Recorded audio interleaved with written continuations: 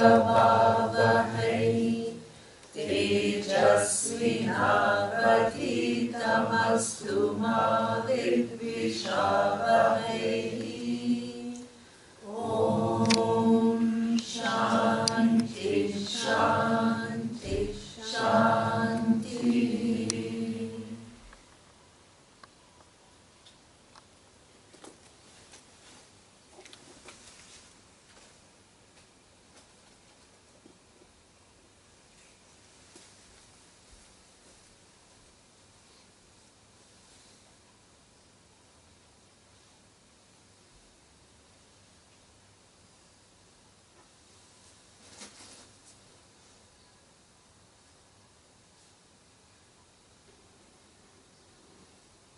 So we saw yesterday that Arjuna, given the life circumstances and the situation where he was, he found himself as somebody who was struggling, and he asked Lord Krishna two questions. The first question was, what should I do in this situation? And the second question was that he recognized the fact that regardless of whether he fights or he doesn't fight, regardless of whether he wins or he doesn't win, he does not see how this problem that everybody has, this problem, right? And that is that how will he get fulfillment? So that means at that point in life, he recognized that decision making is one thing, what should I do in this situation and what should I not do, that's one level of problem. But regardless of what you do, you can't get fulfillment is another level of understanding. So therefore he said, what will give me the lasting fulfillment that I am searching for? And so, two questions, and Lord Krishna had to choose the order of the questions, and Lord Krishna chose to answer the fundamental human problem, which is the problem that every human being has. We have been doing so many activities, very busy in our life, and all the activities that we have done so far, underlying expectation of all these activities is that I want to be fulfilled. That is what we actually are looking for. And at some point in our life, we all recognize that all this busy life that we have led, many different activities we have performed, they have given us some amount of fulfillment, of course. But it doesn't solve your fundamental search, which is for lasting freedom. So therefore, Lord Krishna begins to teach him that knowledge which will give lasting freedom. And that knowledge happens to be self-knowledge. That means we are searching for things which already we are. We are searching for fulfillment, so-called out in the outside world. And what Lord Krishna is saying is, hey, the place of search is wrong. You will find fulfillment, but not through this method. The way you will find fulfillment is knowing clearly what your true nature is. So then, the next question is, what is my true nature? And he says, he makes the opening statement that we saw yesterday. He says, Panditaha na anushojanti. What does it mean? The wise people have no grief, not because they are suppressing their emotions, not because they are kind of trying to have some kind of an equilibrium where they tell, oh, no matter what happens, I'm going to be the same. It is born of their understanding of nature of Atma. So then, what is the understanding they have about the nature of Atma? So the next verse we saw that generally, here he says, Atma is na hanyate hanyamane sharire. Generally, we think that Atma is subject to birth and death. Because, why? Why do we think like that? Because our I is totally connected to the body. So we saw yesterday that the body is nothing but what? Different cells. And those cells themselves are constantly changing, coming and going. And you don't go and come with the cells, you're always there. So that means there is a difference in a statement that is, I have a special relationship with one body. That's a correct, accurate statement. Among all the different bodies, I have a special relationship with one body. True. But because I have a special relationship with one body, I am the body is false conclusion. So that means if you are not one cell, you can't be sum of all the cells. Logic. Now, the second identification we have is with the mind. And the mind itself, as we saw, it is a very sophisticated instrument. It is not just a simple instrument. It can do many, many different things. So when senses see objects, they report to the mind. And mind is almost like a central processing unit, where all the processing of the data takes place. And that processing of the data has 4 different functions. One is, it gives you about a certain emotions. The external world and the impressions give you certain emotions. Then you also have a certain reasoning capacity to make sense of what is going on. That is the second function.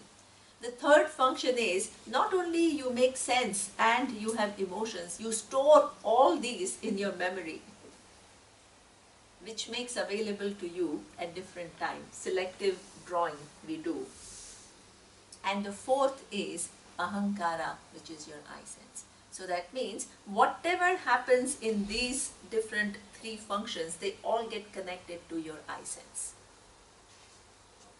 So that means even though 3 different types of thoughts come and go, each one of them get connected to your I sense. So it gives the feeling that this I sense is permanent and that is your nature. But what Vedanta says is that all the different functions of the mind, including your I sense, are constantly changing. And therefore, if they are coming and going, what is your relationship with this coming and going, the thoughts, which can be in any of the 4 categories?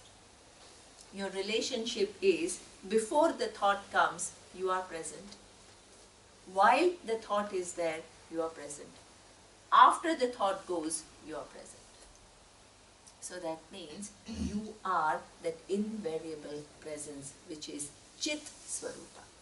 Chit Swarupa means Chit in English can be translated most commonly by 2 words. One is awareness and the second is consciousness. Now, when we use the word consciousness or awareness, generally we use it with our understanding of what is awareness, right? Generally, we all use this word, consciousness, awareness. In what sense do we use it? Do we use it in the sense that Vedanta is explaining to us? No. We use it in the sense of what? Oh, I'm conscious means I'm kind of not unconscious. Unconscious means your mind shuts down. That is the way we use the word conscious, right? Or awareness we use in the sense of, oh, this person has awareness about environment. That is the way we use these words. Both these, the way we use these words, please understand, they are related to activities of the mind. Right? That you are conscious means your mind is able to think. That is what, and if you are unconscious, your mind is not able to think. And when you are aware of issues means you are concerned about those issues. Right? So both these words, when I say those words, there is a possibility that you will understand these words in the way you are used to. So this is why it is teacher's job to make you see the meaning of chit is not the meanings that you may create. The meaning of the word chit is something very specific. And what is the meaning? So there is a relationship between thoughts and awareness. Yesterday we saw that this bottle is clear. Now, when I place this object in front of the bottle, it seems as though the bottle is what? The bottle is what? Pink, right? Now, this is a perception that you have. Is it reality or it is just a perception? What? Pink bottle, is it reality or perception? Perception. It seems very real, but actually it is not as real as how it perceives. Now, imagine that you come in this world where it was programmed in a way that once this watch will come and it will go, then this flower will come and it will go. Now, when the watch is replaced by the flower, what will you think? Oh, before what? The bottle was pink, now the bottle is what? Violet. So that means you keep now, then you say, oh, now the bottle is red. Right? And you keep thinking that. What Vedanta says is, these objects are equivalent to thoughts. They come and they go. Sometimes you say, I'm happiness. Sometimes you say, oh, I'm a little sad. Sometimes you say, I'm a little jealous. These things keep coming and going, and whatever the nature of thought is, you impute it to what? I, the awareness. What does Vedanta say? The thoughts come and go. The awareness is what? Always free from the content of the thought. So that means you are already free.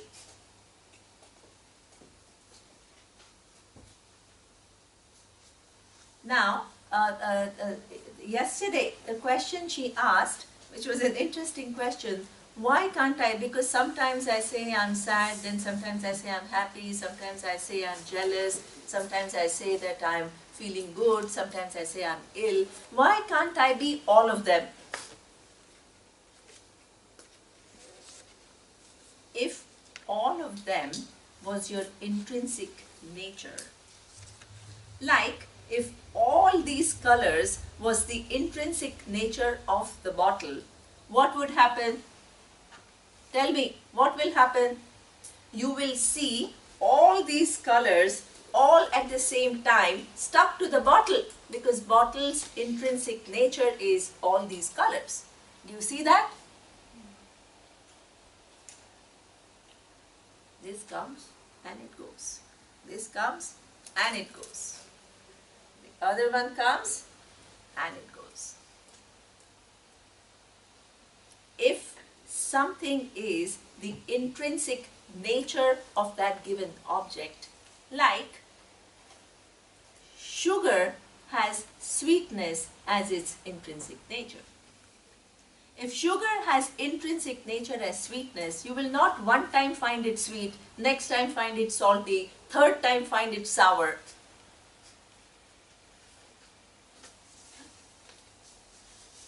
So therefore, if all these things come and go, that means this is completely free from it.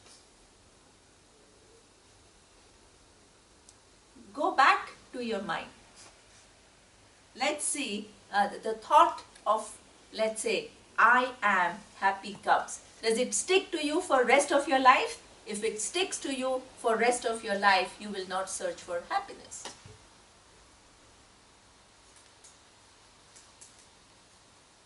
I'm sad. Hey, you look at the sunshine.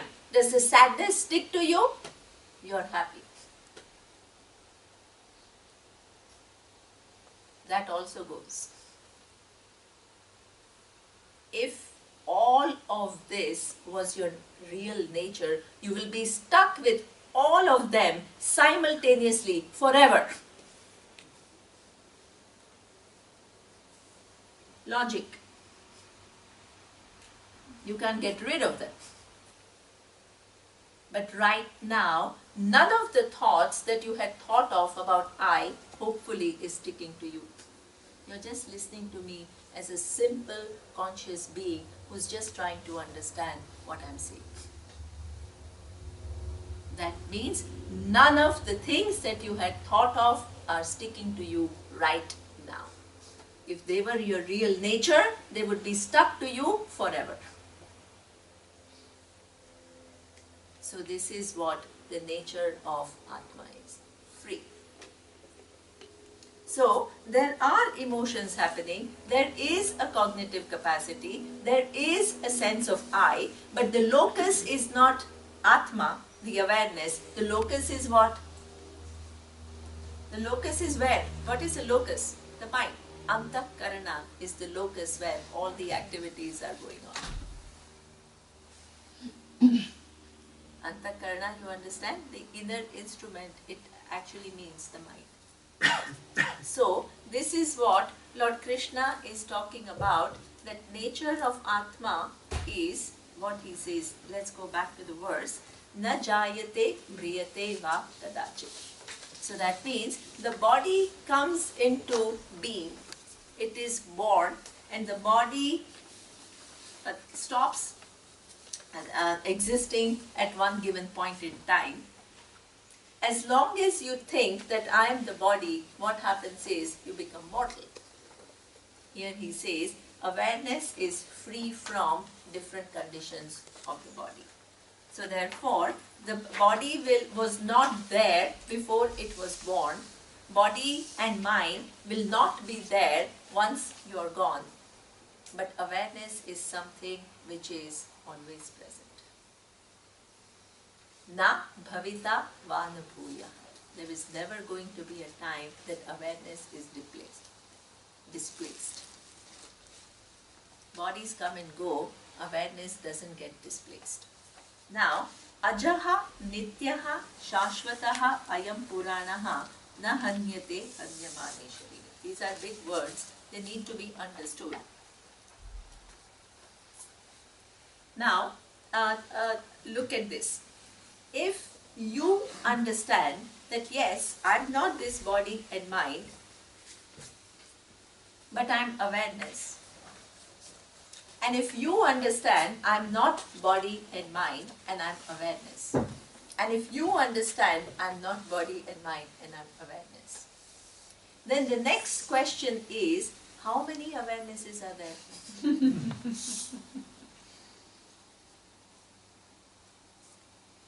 Wow, he knows the answer because she told me that he's a teacher. So therefore, he knows the answer, there is one awareness. But the next question is, it's easy to make a statement, but why? Right? I can always say, yes, there is one awareness, but I need to show you how it cannot be any other way. If I'm a teacher, I have to show you why. I can't just make a statement, oh, it's one awareness and next what? I can't do that. So therefore, you need to little bit look into how do we arrive at this answer, which is a right answer, correct answer. That is what we call pedagogy. Pedagogy means there is a method of explaining. You can't just make statements and proceed. So therefore, why is it that there is only one Atma? Tell me. The logic is very, very strong.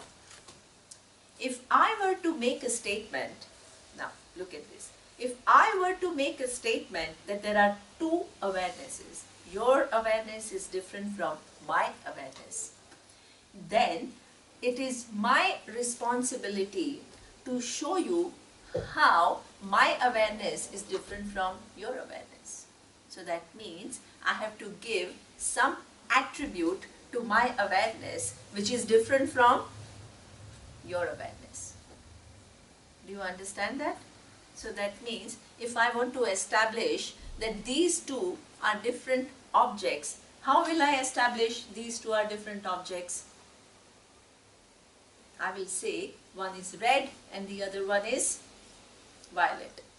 One is small, the other one is big. One has a long pollen, this one has what? I can't actually see. This is the method through which we establish that there are two different objects. There are two different objects because they enjoy two different attributes. There is a difference in size, there is a difference in color, there is a difference in shape, and this is why there are two. Now, too many activities going on here. Okay. Now, if I were to show there are two awarenesses, I have to show some attribute of my awareness which is different from your awareness. But the only way I distinguish myself from you is by the characteristic of my body. You are tall, I am shorter. You are fairer, I am darker. You have brown eyes, I have black. You have blue eyes, I have black eyes. But these are attributes of awareness? No. These are attributes of what? Body. Which I already told you, you are not.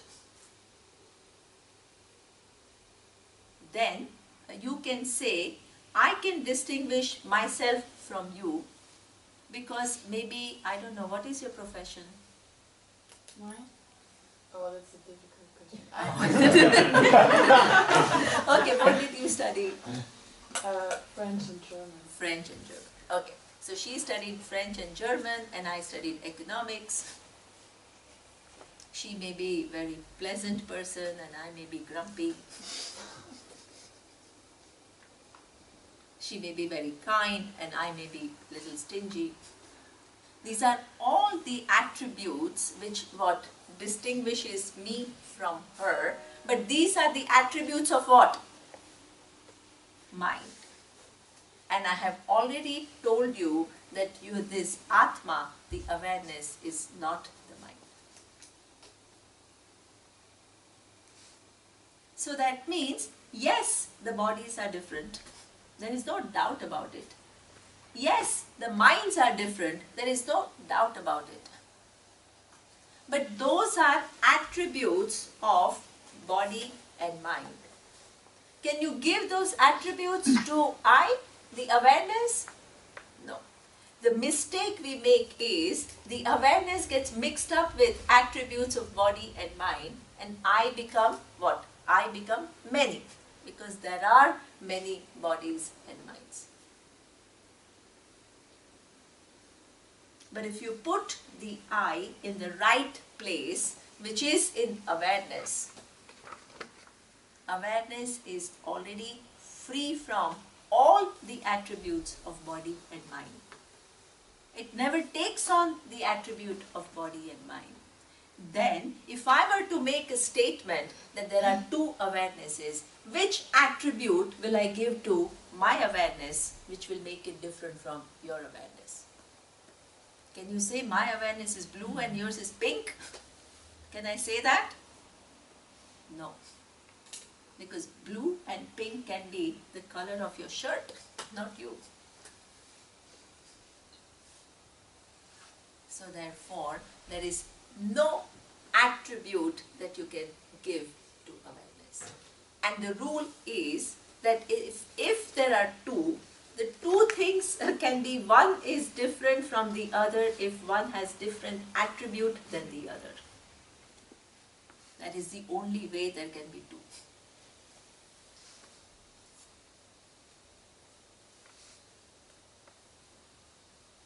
So therefore, awareness is free from all the attributes of the body and mind. Different bodies and mind, and awareness is only one. This awareness is one is not something that you can figure out. Please understand. Because you can't see awareness like an object.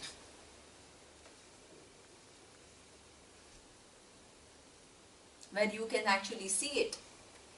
By the way, if you saw awareness, it will become an object within time and space, different from everything else. So therefore, awareness is something which is always shining in your being as self-evident I am, I am, I am. The problem that we all have is, we have mixed up this awareness with the characteristics of body and mind. Because among all the different bodies, we have special relationship with a given body and mind. So therefore, awareness is one and it is attributeless. Now, if you understand that, what is the location of this awareness? Is it at one specific place? If awareness is everywhere, what does it mean? If you all have the presence of awareness,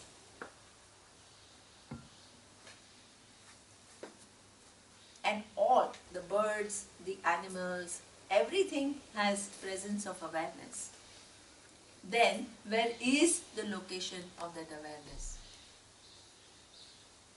Can you give it a specific location? No. So this is why we call it what? Ajaha Nityaha. It is unborn. The bodies are born, the bodies are sustained, the bodies die, and not only one body, millions of bodies are born, millions of bodies are sustained, millions of bodies die. But there is one awareness which is always non-changing. It doesn't undergo any change. Therefore, it is ajaha. It is never born. Bodies are born, awareness is not born. Nitya. Nityaha means body is subject to time, awareness is not subject to time. When we refer to the Atma as a Jivatma or an individual soul, so that means that is a different thing. So that's why we make a mistake, no? When we take ourselves to be this body and mind, then we make a mistake. So the whole Vedanta Shastra is to help you to undo this mistake. But this so-called Jivatma, I know, I will tell this a bit later. Okay. But the meaning that we have is not what Vedanta is talking about, right? That you keep coming back. That is not really. The nature of Atma, according to Vedanta or Bhagavad Gita, is Satchidananda. That is the reality of Atma. Existence which has no limits and which is the truth of life. All that we will see. Don't worry. I'll teach each and everything so that you see how. Okay. Now, so here he says what? It does not undergo change whatsoever. Shashvataha and Purana, ever new. So this is what? the thoughts have characteristics.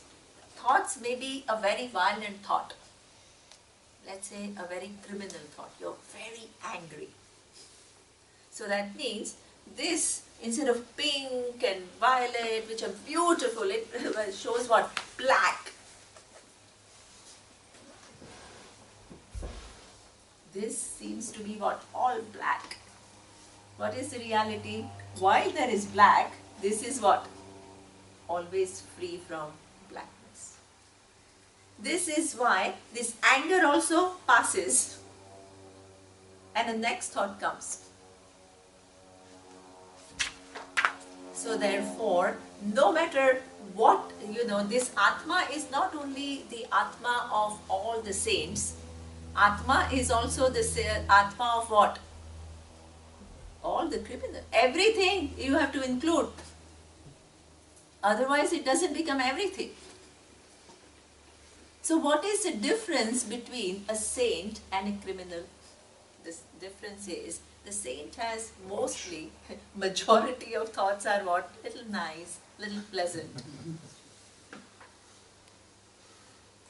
Understanding, accommodating, kind, wonderful. And the criminal has, most of the activities are what? I'm angry, I'm frustrated, I'm anxious, I'm this, I'm that. These are different. Pink is different from black, sure. Minds are different. Nobody is saying the minds are the same. But awareness remains what? Always one and unaffected by what? Always unaffected by what? The nature of mind. Predominantly black mind, predominantly pink mind, predominantly blue mind. Each can refer to a given inclination of the mind. But awareness is one. So this is what Bhagavad Gita is saying. It is never taking any attributes, it does not undergo any change, and it is ever new and ever fresh. It is not that look at this, if you continue with the mistake, what happens is, for you, the bottle becomes pink, and your whole attempt is to what? Remove pinkness from the bottle. And you'll keep brushing it, you'll keep brushing it, and you'll keep brushing it. When will you make this bottle free from pinkness? Tell me. By keeping on brushing it. Never.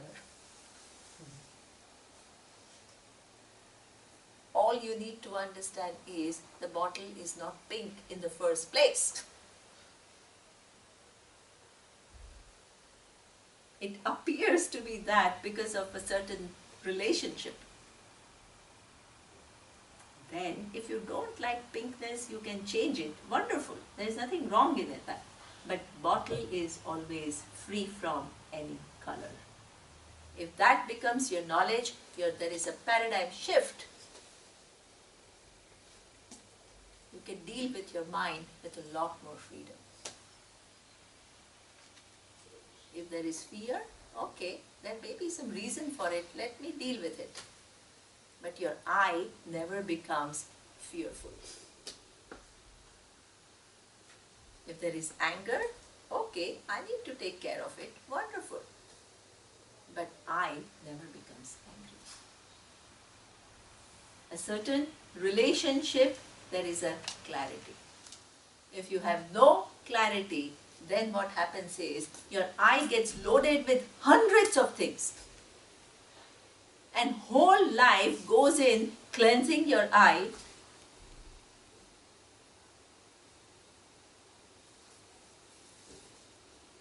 And the nature of mind is such that all kinds of things will keep coming up.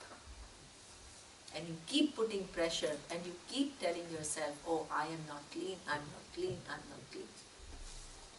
So this is why Vedanta is a complete paradigm shift.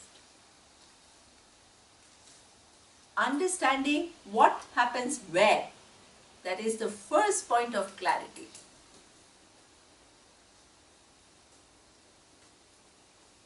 Atma is awareness. So that is why Lord Krishna can make a statement that Atma is all pervasive. It is never born and it is never dead. It is something which has no attributes. It doesn't undergo any change. It does not undergo any modifications. And it is ever new. So now the next question is, I have to move because I have many verses to go. Okay, next. Vasamsi jirnani yatha vihaya navani grannati naroparani tatha sharirani vihaya jirnani anyani sayyati navani dehi. It's a beautiful thing. Here he says that this awareness, which is already free from all attributes, it does come connected to what one given body and mind. Then you can say that for me, there's awareness as though connected to what? My body and my mind. For you, it is connected, specially connected to what? Your body and your mind. For you, it is connected to your body and your mind.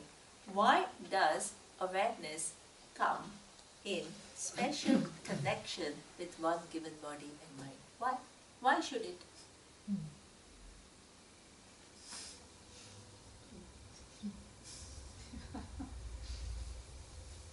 So this is why it says, all of us have one thing in common.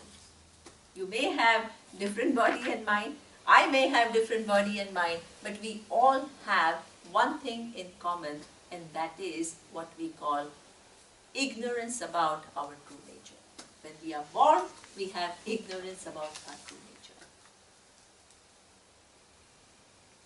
We come with that ignorance. So that means we don't know all that is here is one. Even if, see, the human brain develops in a way that many psychologists say that in the first couple of years, you don't have a very fixed definition of a boundary. Right? But that is not because you are a wise person. That is because your brain hasn't yet developed to know the distinction. So as the brain develops, what happens is those distinctions begin to be very clear to you. So therefore, all of us, the fact that you are born on this earth means that you haven't yet removed the ignorance. We are all born with this natural understanding that I am as good as the body and mind. So when you make that mistake, what happens is you can't stand the smallness, and therefore you try to engage in the world to get rid of your smallness. All of us do the same. Now, when you try to engage in the world, you perform. How do you engage in the world? By performing actions. When you perform an action, then there are two types of results. You can't escape the two types of results.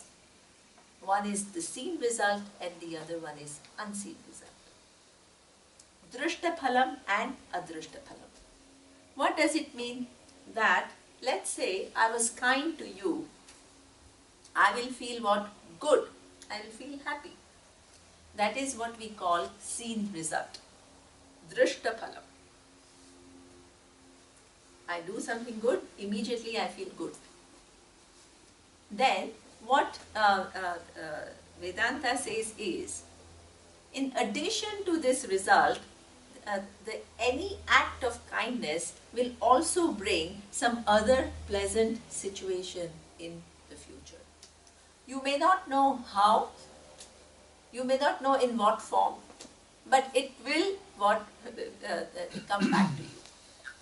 This is what we call unseen result. This is why, let's say you are walking and you're struggling with the weight and somebody comes and says, can I help you? And helps you to carry this heavy thing. You know, sometimes when I travel alone, there's a big baggage and I have to put it down. And people come and they just do it for me. And that, I don't know why somebody came and did it to me. We don't know. Unseen result.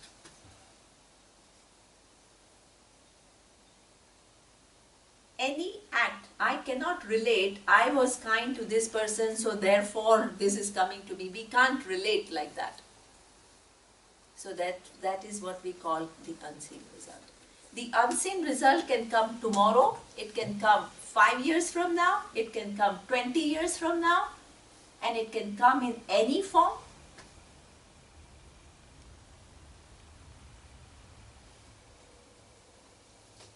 But we don't even see that connection. But the fact is, the unseen result is stored somewhere. For each one of us, the unseen result is stored somewhere. So this is why we say, what you see here are what the physical body and the subtle body. And they are all different. Your physical body is different from my body. What is the definition of physical body? Physical body in Sanskrit is called Sthula Sharira. The awareness, when there is, you don't know your true nature, you come with a specific connection with one given physical body and subtle body.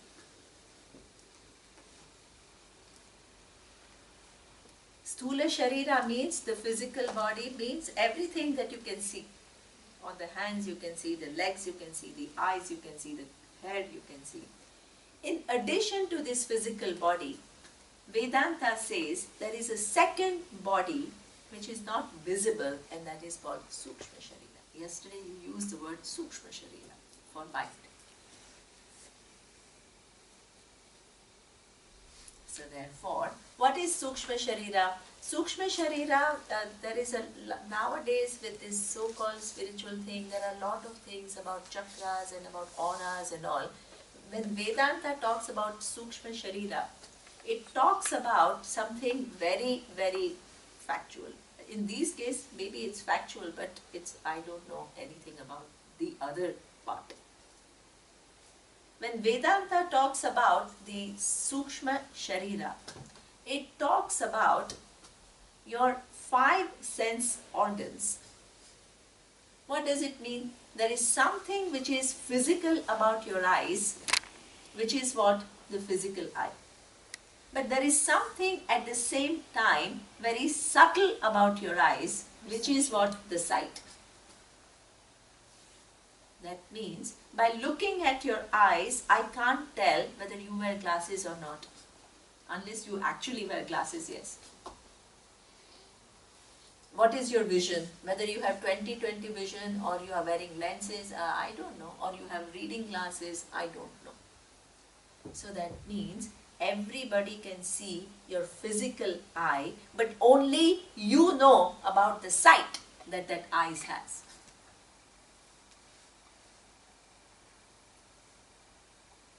That is why, from my standpoint, it is subtle. Because I can't see it.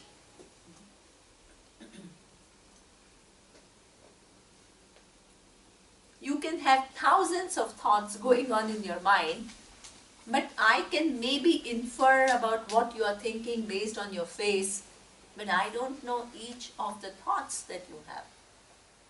And thank God. Otherwise, imagine you're traveling by metro and you are thinking about these thoughts, you begin to see the thoughts of everyone. It'll be a mess. So therefore, this is why. There was a very nice simulation. The simulation was, there was this man who, in a subway, he was saying all kinds of things, right? And everybody's like, this man has gone mad. and he's saying all these crazy things, and this man says, actually, I'm saying what I'm thinking. If I get into your minds, you will also have all kinds of thoughts.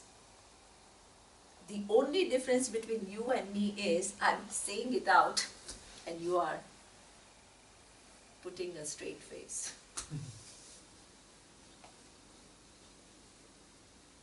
So therefore, mind is subtle. Subtle means I can see you, but I can't see the activities that take place, the nature of thoughts which take place in your mind. Subtle.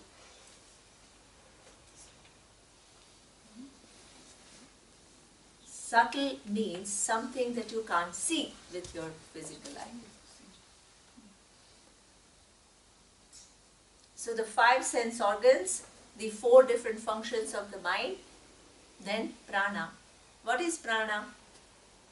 Prana is, there is one thing which is what we call the physical activity, which is what?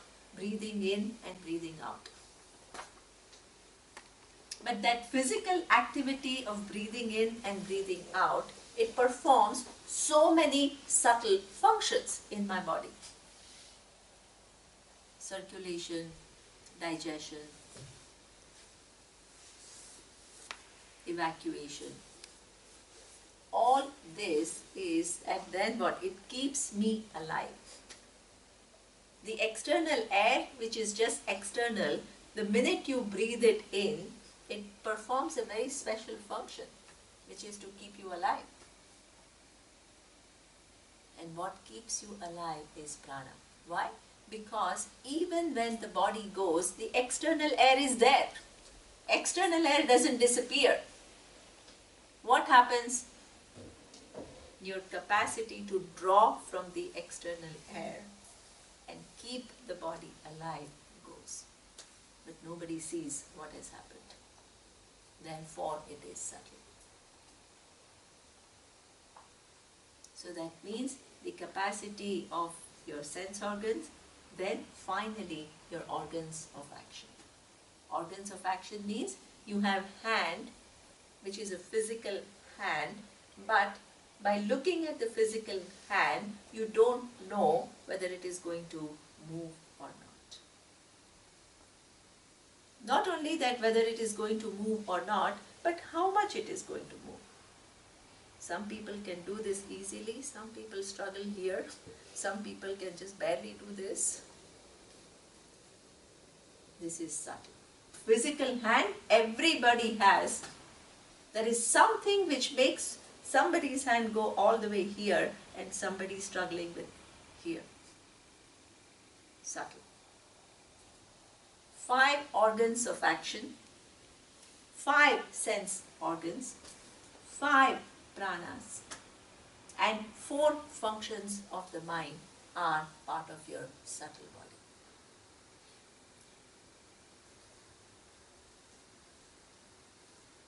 So, physical body, the form, and subtle body, which means we all have eyes, but each eye has different capacity.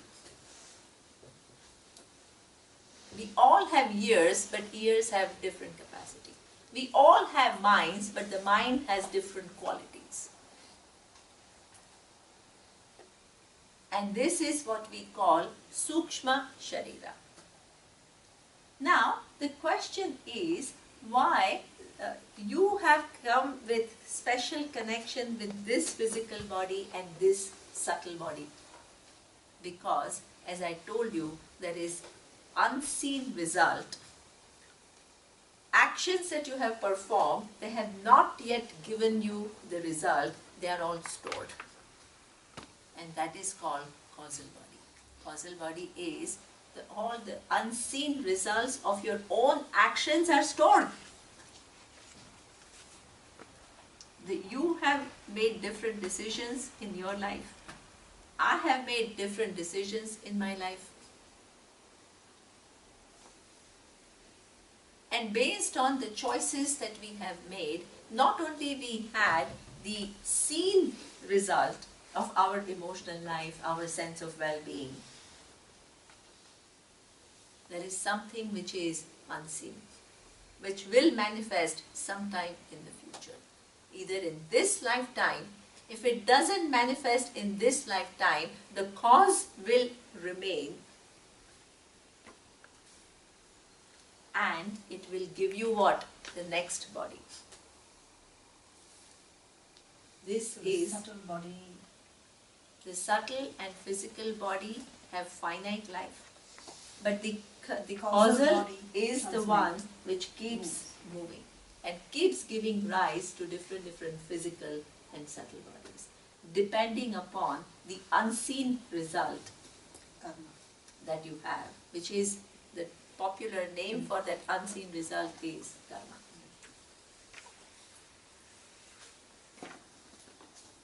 Vedanta doesn't actually use that word, is it?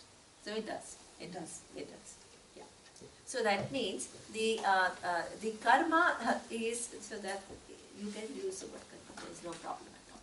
You can use the word karma, but what karma means is this. You have to understand, right? Of course. Because otherwise, what the karma itself, you don't know what is this karma. So every action that you have has two aspects.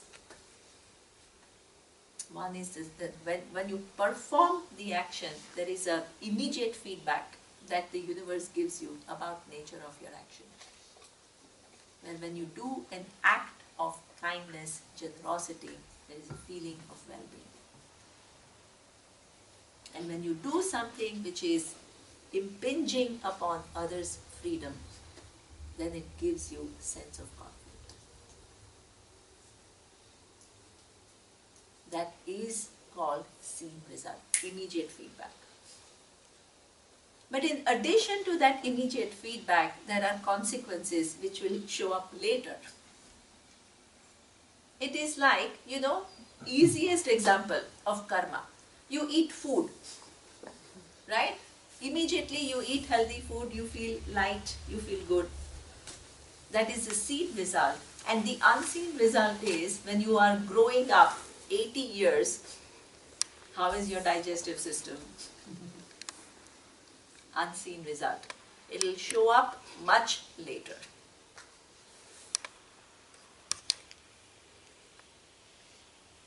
So that is what, and it can show up within lifetimes.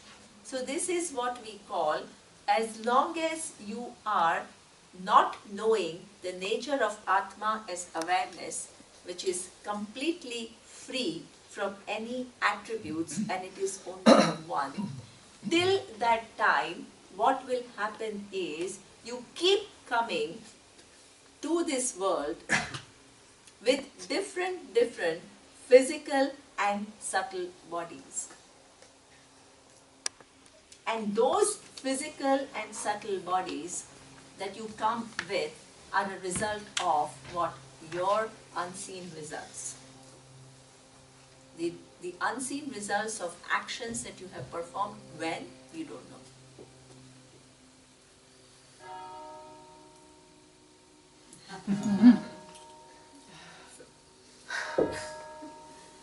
Yes.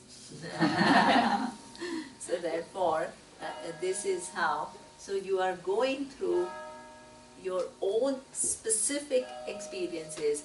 And when will there be an end? Tell me. Can it end? You are in this birth, you try to be a very good human being. You try to be kind, you try to be compassionate, you try to be understanding, you help others. What will you do to this cycle? What will you do? Will it end? By being good? No. Why not? Because you still have a causal body. Excellent. So that means when you do a good action, you still have causal body. So that means the unseen result of those good actions are stored and they will still give you maybe a little better body. Maybe a little bit more better mind. But this coming and going doesn't stop. This particular phenomena where you don't know your nature. So that means there is an ignorance about you being awareness. And because of that, you have special connection with body, subtle body, physical body, subtle body, and causal body. That phenomena is called jiva. You live your life as one entity in the universe. And you keep living your life as one entity in the universe, not only in this lifetime, but lifetimes, for lifetimes.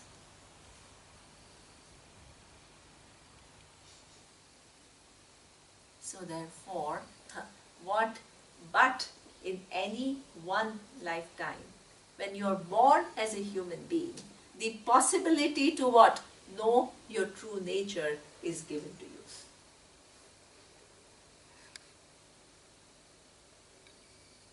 If you collapse that possibility, and then you discover that I'm not this person, little person, who's choosing to act and get the result of the action.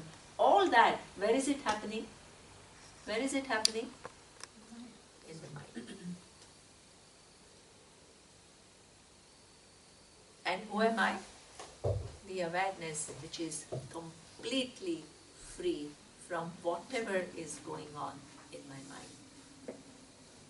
Is this awareness acting? No. It does not act. Therefore, the minute you understand the fact that I am awareness and I am not the different conditions of the mind, you are no longer liable for the whole karma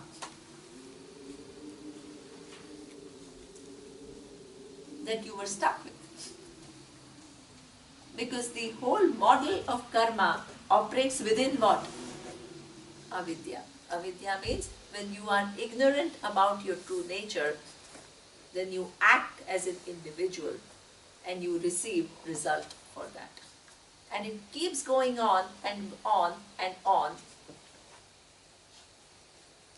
until in one lifetime you figure out, hey, I'm not this little individual, I am awareness which has no limitation, which is always free, which has never got tainted by any thought or any action. It is free from all attributes. It's always new. It's always pure. Pure means you can't even give an attribute of pureness. It's just free. So, this is what Lord Krishna is saying, that what Vasamsi Jirnani, until you know your true nature, what will happen is the old, just as a human being gives up old clothes and takes on new clothes, like every time I come to Europe, I buy new clothes and give up old clothes. In the same way, we all, a jiva, an individual, who still hasn't taken care of the problem of ignorance about nature of Atma, takes on new bodies and gives up what? Old bodies. So we are talking about not Atma. Exactly. An embodied. Exactly. That's So that's why we make the distinction between Jiva and then Atma. Atma is your true nature. Jiva is when there is ignorance about the nature of Atma, there is a connection to physical, subtle and causal bodies, which remains not only in one lifetime but in lifetimes. Okay? So, this is what Lord Krishna is saying. Now, the next question. So now what we have understood is, there is one entity called Atma, the awareness. And the other entity is what we call Anatma, not Atma. And that includes what? What does it include? Anatma, what does it include? all the bodies, all the minds, right? Which is not Atma, which is not awareness. Then the sun, the moon, the earth, the plants, the animals, everything is what? Not Atma. Because Atma we have defined as what? Awareness. Now, this causes a problem. Why does this cause a problem? How many things are not Atma? Many. Everything else. Everything else. So that means everything else becomes huge and Atma is struggling with everything else. So this is not what it is. Next verse. Nainam chindanti shastrani nainam dahati pavakaha na chainam kledayantyapaha na shoshayati marutaha. Beautiful. It says, now this so-called everything else category, which seems to be a huge category, in fact you can't even begin to list the objects of the universe. Begin to list the objects of the universe. How far you will go? Tell me. What will you write? Objects of the universe. Elephants. Stop. What? Then within elephants, how many? It is enormous category. Do you understand? Insects, amoebas, bacterias. Such a wide variety of things. Then things, the species which are distinct like dinosaurs. We don't know the species which will come in the future. Who knows? So they tell me, I don't know if it is true or not, but they tell me because when broccoli, the vegetable, is a hybrid of cauliflower and spinach. So that means it's not a natural vegetable, it's a mixture of two. So that means broccoli did not exist before as an object, but now it exists. Then in the future you will do other mixtures, some other objects will come. Mobile phones that seem so indispensable today didn't exist 20 years ago. So that means not only the object category is huge, it is constantly changing. New objects are evolving and the old objects are becoming extinct. If the object category is real, then Atma becomes still small. Because it is not all of these amazing things that the world consists of. So therefore, the next verse, Lord Krishna makes you see the relationship between Atma, the awareness, and everything else which is the object category. And it says, this whole object category that you see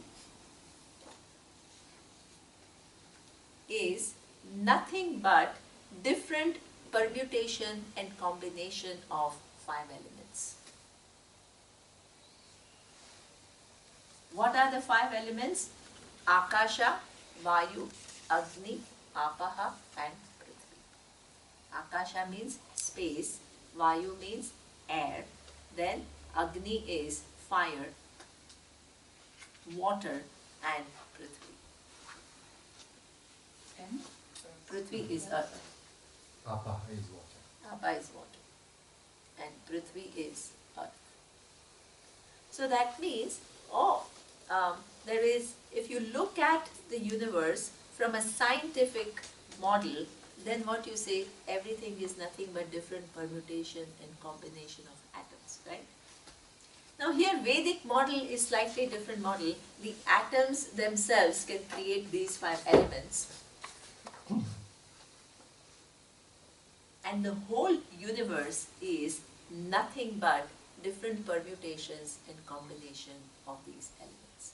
So look at this physical body now. Where is space in this body? Different organs. This organ, liver is here, kidney is there, so that means they are within what? Space, right? And what separates them is what? Space. So that means in this body itself, the body is in space. Whatever is internal in the body is within space. Every organ is separated from other organ in space. So that means this body is a part of this body design is. Space is integral part of this design. Otherwise what will happen? Liver will be superimposed on kidney. Both of them won't be able to function. So there is space. Where is air? As I told you, I don't know if you close your mouth and your nose, how long we can survive. Not for too long. So that means there is a constant, not only one time, I'm constantly drawing from the universe the air and I use it for keeping my body alive. So space, air, water. One good news is all these, women nowadays I see all across the world obsessed with their weight. Everybody wants to be slim. The good news is most of the weight that you have is actually nothing but water. So that means in everybody's body, how much there is water? You know how much? 80%, 75, 80% water.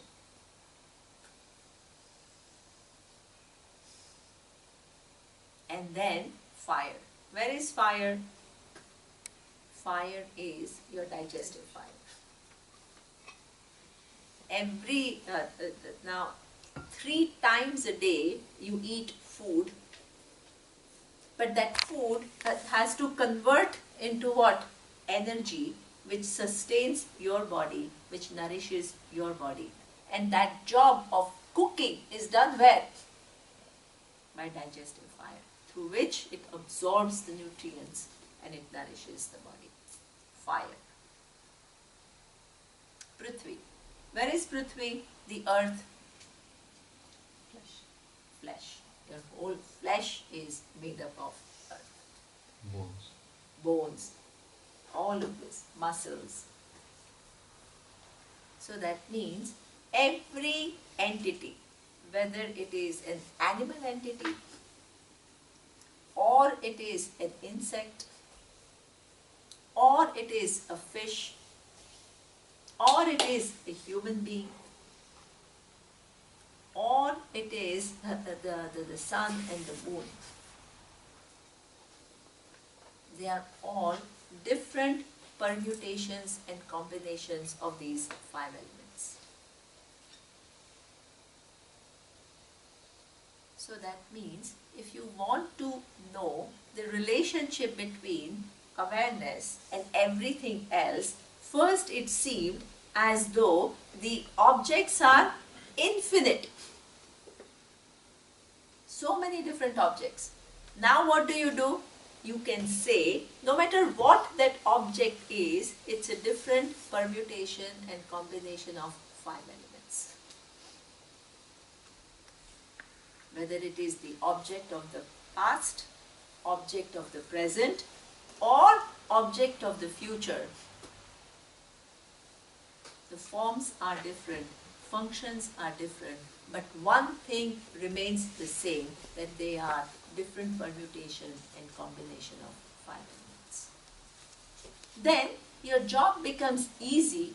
Now what you have to do is, you have to figure out what is the relationship of awareness with what? 5 elements. Because this whole Jagat, which is so many different objects, is now reduced to what? Nothing but different permutation and combination of 5 elements.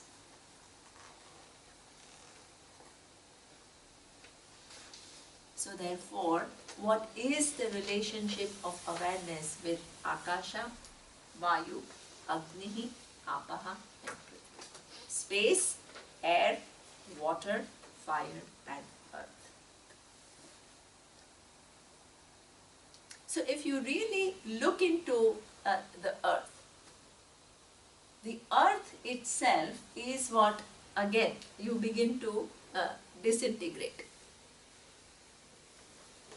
The earth, if you hold the earth in your hand, what is this? What are the constituents of this earth?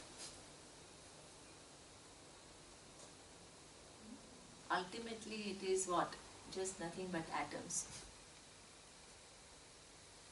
And the atoms are nothing but particles. You take water. What is water?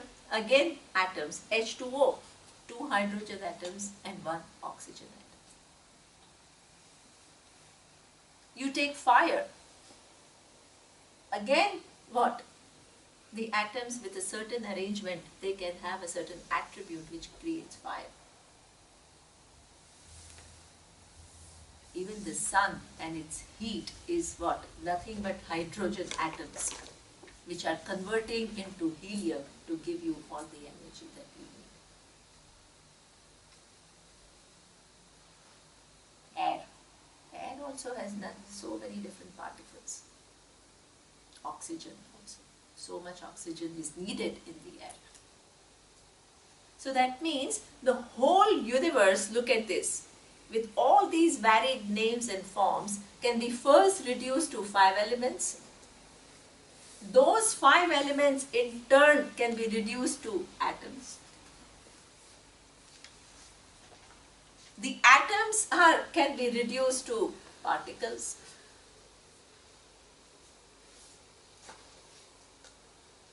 And then it can go on. It can be what now the scientists, few years ago, they talk about quarks, and then at a certain point in time, there is nothing physical anymore about whatever is the next. That's why the whole of physics mostly is in form of what? Mathematical formulas. Because there is no tangibility after the atoms, there is no tangibility. What is about space? Yeah, we are first doing this, then we go into space. Yeah. We stay with one and then we move to the next. So, the air, water, what? Air, water, fire and earth, we saw, is nothing but atoms and particles. And particles themselves reduce to what? Quarks, and quarks reduce to what? Things which are nothing tangible. And how far does it go? The scientists, they don't know, because it keeps going further and further. So therefore, where scientists end, Vedanta begins.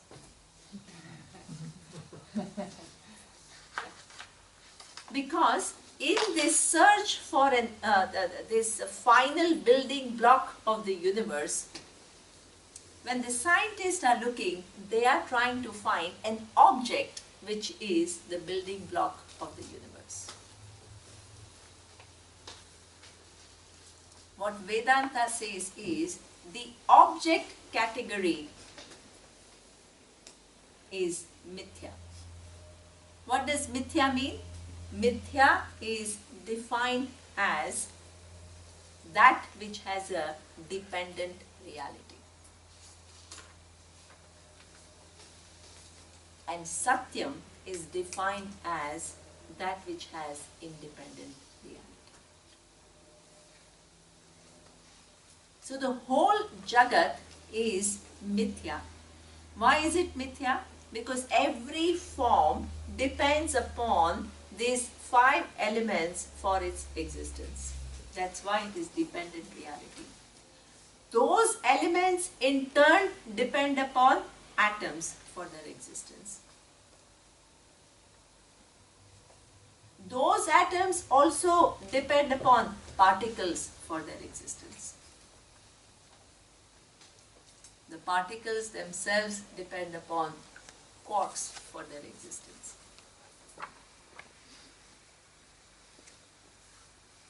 And ultimately, it just is, there is nothing tangible about it.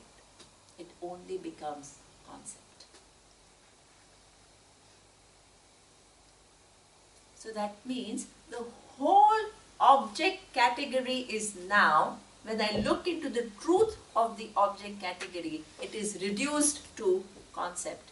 Whether it is the sun or the moon or the animal or human body.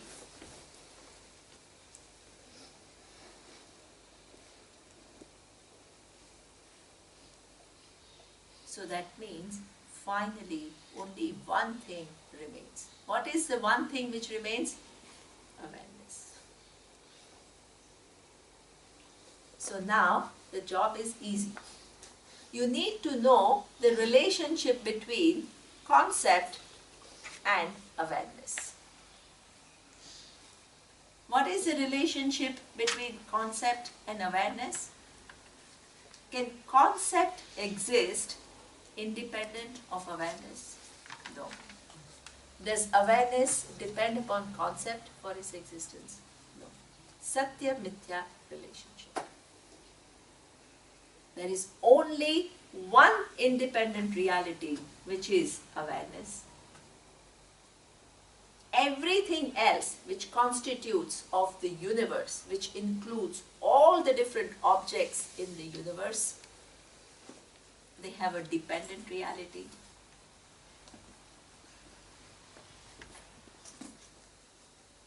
Why? Because whether it is a far-off star or it is my body, we both are nothing but different permutations and combinations of 5 elements.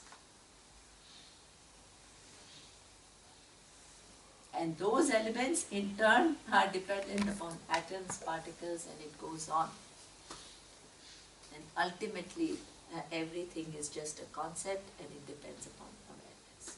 So now, if you look at the universe, how many things are there?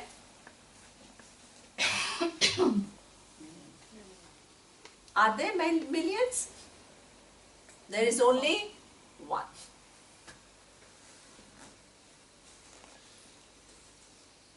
Why is there only one? Because what? It's a nice verse in Chandogya Upanishad. It says, Vacha Rambhanam Vikaro Namadheyam Vrittika Ityeva Satyam. Beautiful. It says, oh, I forgot that beautiful gift that I got. I didn't bring it. Okay. Now, use your imagination. You don't need objects. Use your imagination. Right? Imagine that I'm holding, right, 5 different pots in my hand. Clay pots. If you look at the forms, the first, what will it seem to you? And if I ask you, how many objects are there? What will you say? 5. Why? Because there are 5 pots, 5 different forms. One is big, one is small, one can contain more water, one can be painted pink, the other one can be brown. So that means there are 5 pots. Now, if I tell you, there is a kind of a relationship between pot and the clay. And the relationship is Satyam and Mithya. The pot, it has a dependent reality because the pot cannot exist without the clay. Whereas the clay has independent reality. because the clay can survive without being a pot.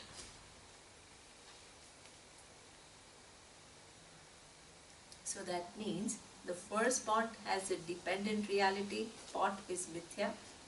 The second pot has a dependent reality, that pot is mithya. The third pot has a dependent reality, it is mithya. The fourth pot is dependent reality, it is mithya, and so is the fifth one. But all of these 5 pots depend upon what? One thing. And what is that one thing? Clay. So if you look at the forms, how many things you will find? 5. If you look at the content, how many things you will find? 1. Do you need to destroy the pot to find the clay? No. You don't have to do anything. And you can enjoy the differences in color.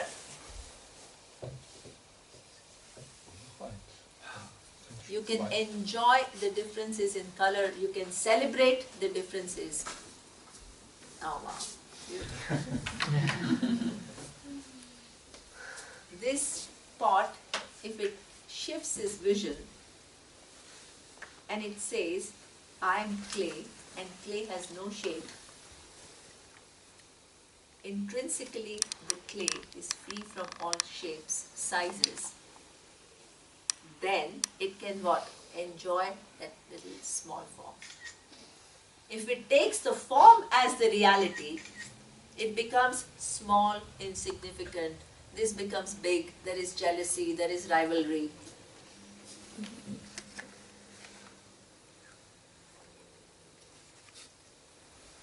That means as long as our vision, if we give more reality to the form, we are stuck with being small.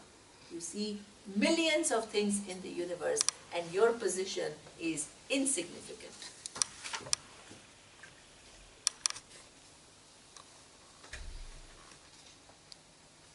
But the same pot, remaining the pot, can shift the vision to clay,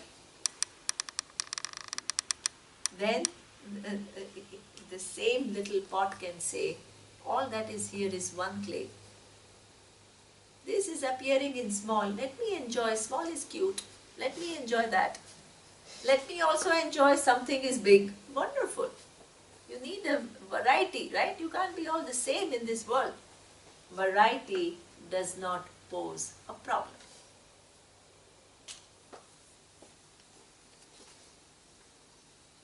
Because all these different forms that you see are nothing but manifestation of one reality. They all depend upon one awareness for their existence. They all have dependent existence.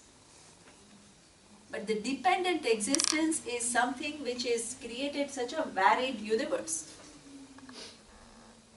What a play! Same the atoms and different the particles create different atoms, and the atoms organize to create all these different objects of mountains, rivers, animals, human beings. You can enjoy the variety. Celebrate the variety. What a play! One thing is the reality. No matter which form comes, no matter which form goes, there is one thing which is non-changing reality. And that non-changing reality is you. It's not something else. That is the meaning of I am awareness. So this is why Lord Krishna says, if you understand your nature as awareness, then nainam chindanti shastrani.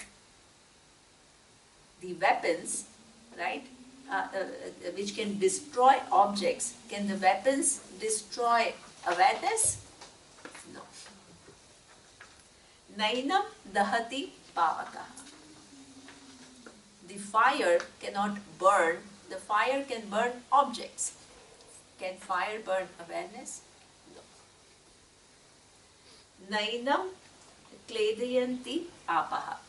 The waters don't drown this Atma. Objects can be drowned by what? Water. Atma cannot be drowned by water. And na shoshayati marutaha. The air cannot what? Dehydrate or suck. It can do it for objects but not for awareness. So that means the body, which is made up of 5 elements, which is air, water, fire, earth and space, it can be drowned, it can be burned, it can be dehydrated, it can do all of this. But if you shift your eye to Atma, it is free from every affliction or every condition that this body is subject to. So therefore, the relationship between the universe, which is nothing but 5 elements, in Atma is sure. The 5 elements cannot exist without awareness. Awareness is independently existent of these 5 elements. Now, as I told you, I showed only 4 things. What are the 4 things? Air, water, fire and earth. So she is very smart and she picked up that I didn't yet speak about space. Correct? And that is correct. So now we have to do one more thing. All these different objects that exist, they exist within what? Time and space framework, right? They exist within time and space framework. Now what we have done is, the whole object category we have reduced to nothing but a concept, and that concept depends upon Atma, the awareness. Now we have to look into the relationship between time, space and awareness. Because if we don't do that, as she very rightly pointed out, that the analysis is not complete. Because space doesn't come in this category. Space is the space in which the water exists, in which air exists, in which fire exists, and earth exists. So we have to treat space little differently. Now, time-space is what? Together. So now, what we need to do is look at the relationship between time, space and awareness. It's 10:30 and I think we have to take break. So I will do it afterward.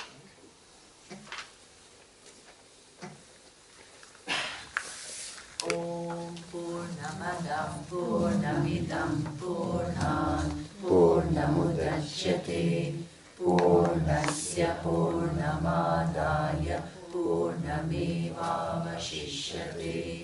Om Shanti Shanti Shanti.